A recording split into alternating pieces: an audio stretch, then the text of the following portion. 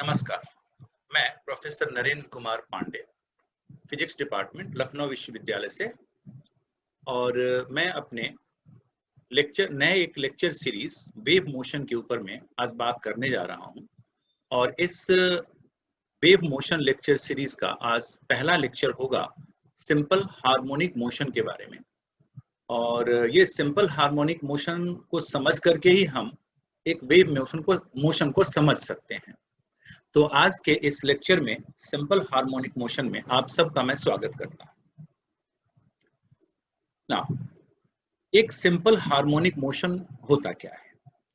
ये periodic motion है, स्वाभाविक है, लेकिन हर periodic motion simple harmonic motion नहीं होता है। ऐसा पीरियोडिक मोशन जिसमें जब बॉडी अपने मीन पोजीशन से डिस्प्लेस होता है तो उस पर लगने वाला फोर्स या उसका एक्सेलरेशन हमेशा ही नेगेटिव ऑफ डिस्प्लेसमेंट के अगर प्रोपोर्शनल होता है तो वो मोशन सिंपल हार्मोनिक मोशन होता है।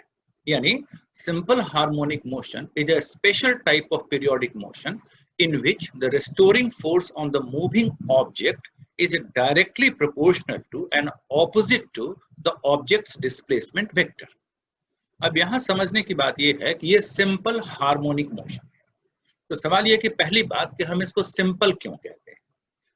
किसी भी पीरियोडिक मोशन में इसकी संभावना है कि मीन पोजीशन के दोनों तरफ में एम्पलीट्यूड का वैल्यू सेम नहीं भी हो सकता है, लेकिन अगर मीन पोजीशन के दोनों तरफ उसका एम्पलीट्यूड का वैल्यू यानी मैक्सिमम डिस्प्लेसमेंट का वैल्यू सेम होता है तो ये मोशन एक सिंपल मोशन कहलाता है। और ठीक इसी तरीके से जैसे कि हम सारे के सारे सिंपल हार्मोनिक मोशन को साइन या कोसाइन फंक्शन से रिप्रेजेंट करते हैं। ये साइन या कोसाइन फंक्शन हार्मोनिक फंक्शंस होते हैं और इसलिए इसको हम हार्मोनिक मोशन भी कहते हैं। यानी सिंपल हार्मोनिक मोशन का मतलब है, सिंपल का मतलब दोनों तरफ में एम्पलीट्यूड बराबर, और हार्मोनिक इसलिए क्योंकि हम इस मोशन को साइन और कोसाइन फंक्शन से रिप्रेजेंट करते हैं।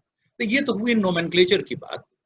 अब दूसरी बात ये आता है कि दुनिया के जितने भी कॉम्प्लिकेटेड मोशंस हैं, पीरियोडिक मोशंस हैं, अगर उन सब को रिजॉल्व किया जाए, उन सबको उनके कंपोनेंट्स में बांटा जाए या उन सबको उनको घटकों में तोड़ा जाए तो ये देखा जाएगा कि सारे के सारे कॉम्प्लिकेटेड पीरियोडिक मोशन सभी के सभी लीनियर कॉम्बिनेशन होते हैं सिंपल हार्मोनिक मोशंस के।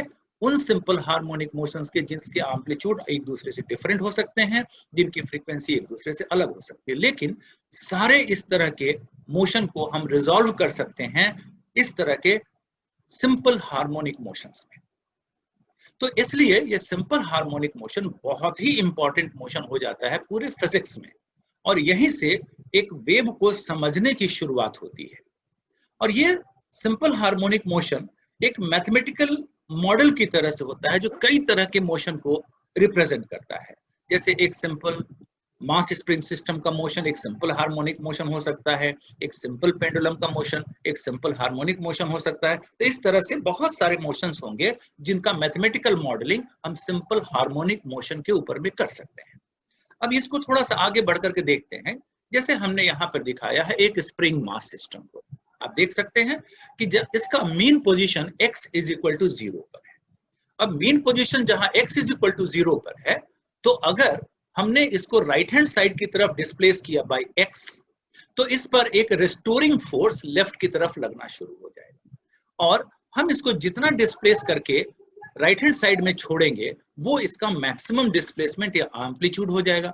और x अगर हमने डिस्प्लेस किया है या x is equal to a किया है तो इसकी पोटेंशियल एनर्जी हाफ के a स्क्वायर होगी।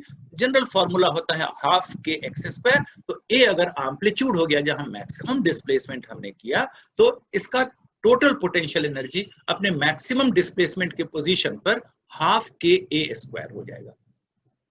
अब अगर हमने इसको वापस छोड़ दिया तो इसकी पोटेंशियल एनर्जी इसके काइनेटिक एनर्जी के रूप में कन्वर्ट होना चाहेगी, और जैसे जैसे ये मीन की तरफ बढ़ता जाएगा इसका पोटेंशियल एनर्जी घटता चला जाएगा और काइनेटिक एनर्जी बढ़ता चला जाएगा।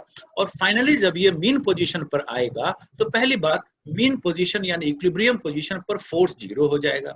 दूसरी बात सारी की सारी पोटेंशियल एनर्जी मीन पोजीशन पर पूरी तरह काइनेटिक एनर्जी में कन्वर्ट हो जाएगी, और इसलिए हालांकि यहाँ पर फोर्स 0 है x इज इक्वल टू 0 पर फोर्स 0 लग रहा है, लेकिन अपनी काइनेटिक एनर्जी की वजह से ये जो मास है इस मीन पोजीशन को ओवरशूट कर जाएगा, पार कर जाएगा और इस स्प्रिंग को कंप्रेस करना शुरू हो जाएगा।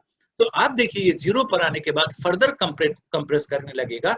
अब ये देखिए मीन पोजीशन से जैसे ही लेफ्ट की तरफ में डिस्प्लेसमेंट हुआ, इस पर लगने वाला रेस्टोरिंग फोर्स ये राइट हैंड साइड की तरफ हो गया, यानी अब इसको फोर्स दाहिनी तरफ में खींचना चाहेगा, इसके मीन पोजीशन की तरफ खींचना चाहेगा। अब मीन पोजीशन पर ऑल एनर्जी जो था वो काइनेटिक एनर्जी था।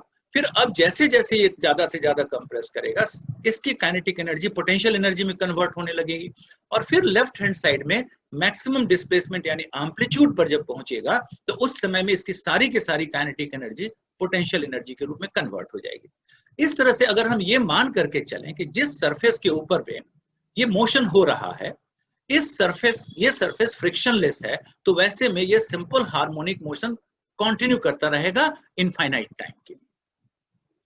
और मीन पर इसकी एनर्जी टोटल काइनेटिक एनर्जी होगी और एक्सट्रीम पर यानी जहां एम्पलीट्यूड का वैल्यू के बराबर उसका डिस्प्लेसमेंट हो जाता है, वहां पर इसकी एनर्जी टोटल पोटेंशियल एनर्जी के रूप में हो जाएगी। तो इस तरह से और बाकी सभी जगहों पर एनर्जी काइनेटिक प्लस पोटेंशियल के रूप में।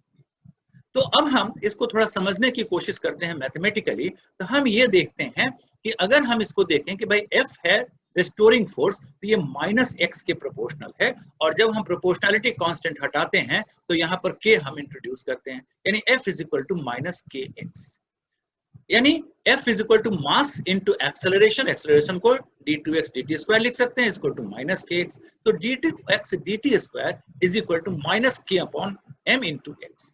अब इसको हम एक कांस्टेंट मानते हैं ओमेगा स्क्वायर, तो ओमेगा को लिखा जा सकता है √k अपॉन m। अब यहाँ हम इस एक्सप्रेशन को अगर सॉल्व करें, सेकेंड ऑर्डर डिफरेंशियल इक्वेशन को सॉल्व करें, तो हमारा जो सोल्यूशन आएगा वो x is equal to a cos omega t plus phi आएगा। यहाँ a एम्पलीट्यूड है और ओमेगा एंगुलर फ्रीक्वेंसी और फाई को हम इनिशियल फेज कहते हैं। अब यहीं पर एक बहुत बड़ा कैच आता है जो हमें समझना होगा कि भाई ये मोशन तो यहाँ लीनियर सिंपल हार्मोनिक मोशन है, और जिसको ओमेगा टी प्लस फाइव को हम फेज कहते हैं, पार्टिकल का फेज। तो ये पार्टिकल का फेज एंगल के टर्म में हम इंडिकेट कर रहे हैं। ये मोशन लीनियर मोशन है और हम पार्टिकल का फेज एंगल के टर्म में इसको इंडिकेट करते हैं। तो ये कैसे होता है, इसको हम लोग बाद में समझने की कोशिश करेंगे। थोड़ा सा और आगे बढ़ करके हम ये देखने की कोशिश करते हैं कि एक और हमारे पास में है एक सिंपल पेंडुलम। सिंपल पेंडुलम का ऑसिलेशन हो रहा है जैसा आप देख रहे हैं, और इस ऑसिलेशन का एम्पलीट्यूड अगर बड़ा होगा तो ये मोशन सिंपल हार्मोनिक मोशन नहीं होगा। इस चीज को मैथमेटिकली हम देखने की कोशिश करते हैं। वो क्या है, हमने यहाँ देखा कि अगर इसमें इस थ्रेड में जिससे बॉब बंधा हुआ है टेंशन T है, तो इसके दो कंपोनेंट होंगे। ऊपर की तरफ T cos थीटा होगा और इसके मीन पोजीशन की तरफ T sin थीटा होगा, यानी रेस्टोरिंग फोर्स हमारा T sin थीटा होगा। तो हम लिख सकते हैं -T sin theta is equal to mass into acceleration toward the mean position is equal to m d2x dt square. अगर थीटा स्मॉल है तो sin theta can be written as theta which is equal to x upon L। आप देख सकते हैं for a small theta this x may be taken as linear, this displacement may be taken as linear। दूसरा हमारा है T cos theta ऊपर है और mg नीचे है, तो net force acting on this is T cos theta minus mg and this is equal to vertical हमारा acceleration m into vertical acceleration ay। अब यहाँ थीटा अगर स्मॉल है तो cos थीटा बहुत छोटा है और वर्टिकल एक्सेलरेशन नेग्लिजिबल है, यानी हम देखें तो mathematically T will come out to be mg। यानी हम इस वाले एक्सप्रेशन में T का वैल्यू mg रख दें और sin थीटा का वैल्यू x by L रखें, तो ये हो जाएगा minus mg x upon L is equal to m d2x dt square. अब d2x dt square is equal to minus g upon L into x। Again ये कांस्टेंट है g और L, तो हम इसको ओमेगा स्क्वायर कांस्टेंट रख सकते हैं। Omega is equal to under root g upon L। ये ओमेगा एंगुलर फ्रीक्वेंसी है और ये एंगुलर फ्रीक्वेंसी होता है अगर इसका टाइम पीरियड T है कैपिटल T, तो this omega is twice pi upon capital T। यानी ओमेगा को twice pi upon capital T हम लिखें तो हम T को twice pi under root L upon G इसका टाइम पीरियड लिख सकते हैं। तो this is the simple harmonic motion, बिल्कुल सिंपल टर्म्स में अगर हम समझने की कोशिश करें। अब इसमें देखने वाली बात इसमें ये है कि जैसे हमने बात कही कि इसमें ये मोशन हमारा यहाँ लीनियर है, और इसको भी हमने जब रिजॉल्व करके सिंपल हार्मोनिक मोशन का मॉडल किया तो वैसे में ये भी एक यहाँ पर लीनियर मोशन की तरह से हुआ। तो अब ये लीनियर मोशन है तो ये फेज इसमें हमारा एंगल के टर्म में कैसे आ गया, और दूसरी बात ये फेज होता क्या है, इस चीज को भी समझना जरूरी है कि हम एक जब कहते हैं फेज ऑफ अ पार्टिकल, तो फेज क्या होता है, इसको हम अगले वाले एक लेक्चर में हम इसको फेज को सेपरेटली समझाने की कोशिश करेंगे। इस वक्त के लिए thank you for your kind attention, और हमारे सेकंड वाले लेक्चर में वेव मोशन का आप देखिए कि फेज होता क्या है, और बड़े ही इंट्रिकेट और डेलिकेट टर्म में, बड़े ही सिंपल टर्म में मैंने उसको उस वाले लेक्चर में समझाने की कोशिश की है। Thank you very much.